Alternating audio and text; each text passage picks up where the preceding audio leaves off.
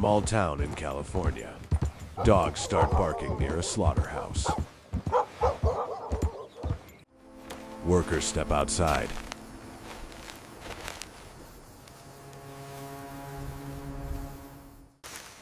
There's a man standing by the fence, starving, terrified, wearing nothing but a tattered canvas poncho.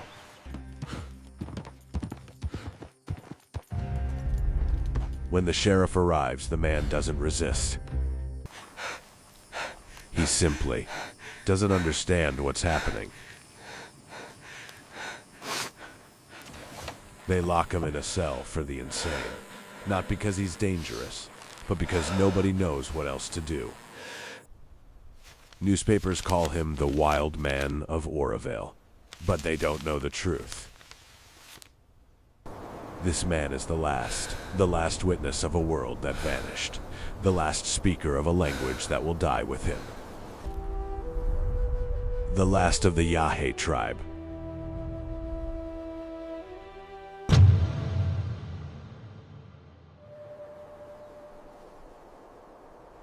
This is his story, and I promise you, it will break your heart. Professor Alfred Kroeber from UC Berkeley heard about the wild man. He knew this was impossible. A living member of an extinct tribe.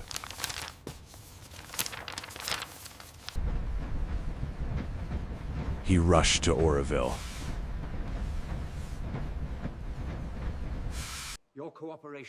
He brought a translator who knew neighboring tribal languages. If you ever wish to see your home again. Do not be afraid. We understand you. I hear the voices of my people in your words. I am not alone. We are scholars from the university. We wish to record your language. He says they want to learn the words of your people. Yes, the words must be remembered. We want you to feel welcome. There is a choice before you, and we will honor it. Ishi chose the museum.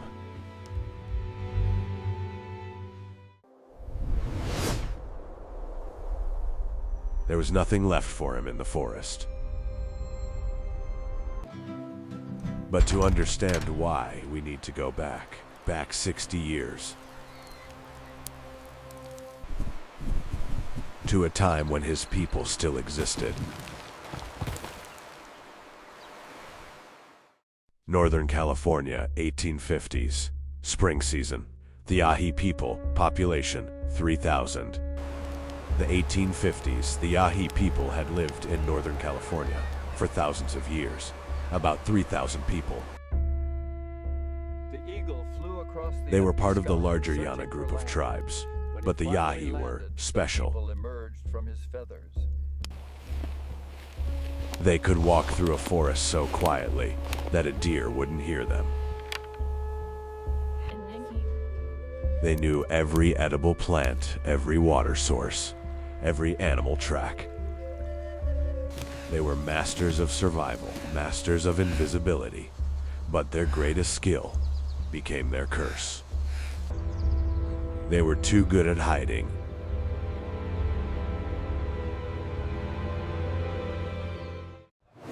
(1849), the California Gold Rush.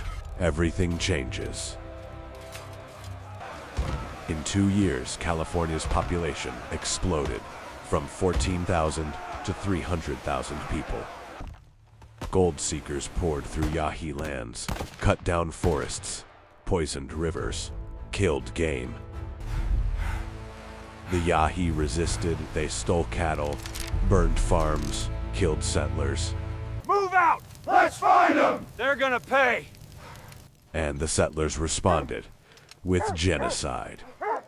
The California government paid money for Native American scalps. For every man, $5. For every woman, $3. For every child, $2. 1,865, 3 massacres in 1 month. Of 3,000 Yahi, fewer than 100 remained. And they vanished, became ghosts.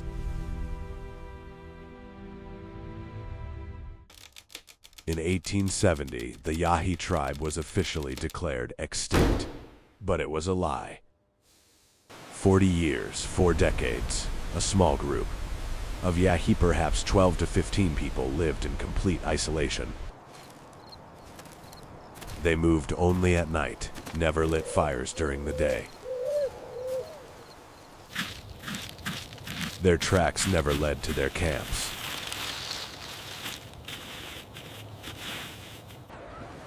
They were so close to civilization and so far.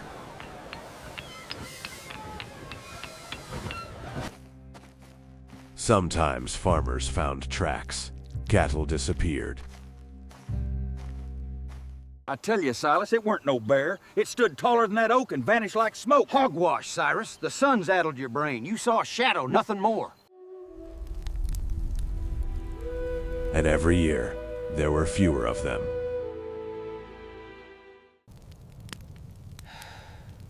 One died from disease, another from old age.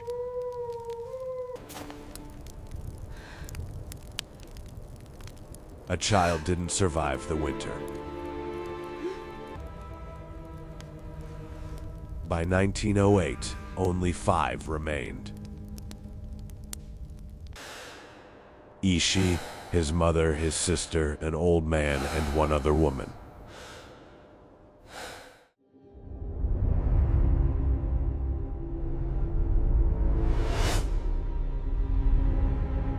Stop!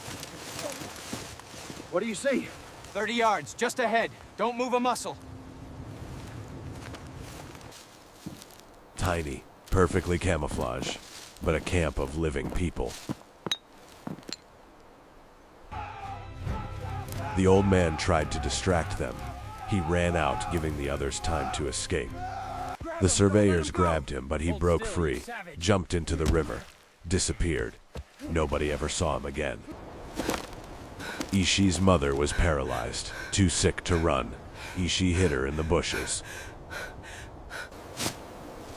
covered her with blankets, and he vanished with his sister and the woman. These'll fetch good money.